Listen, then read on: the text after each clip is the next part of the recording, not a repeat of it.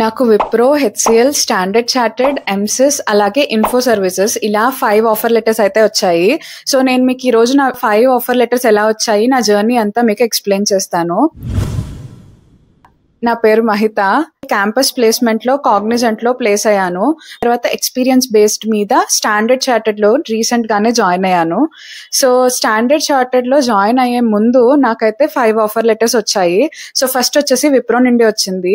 వచ్చినప్పుడు విప్రోలో వాళ్ళు నార్మల్ గా నాకు నౌకరీ నుండి కాల్ చేశారు. కాల్ చేసి ఇలాగా మీ ప్రొఫైల్ సెలెక్ట్ అయింది, సో మేము మీకు ఇంటర్వ్యూ షెడ్యూల్ చేస్తామని చెప్పి ఫస్ట్ రౌండ్ షెడ్యూల్ చేశారు. నేను ఫస్ట్ రౌండ్ అయితే టెక్నికల్ రౌండ్ క్లియర్ చేశాను.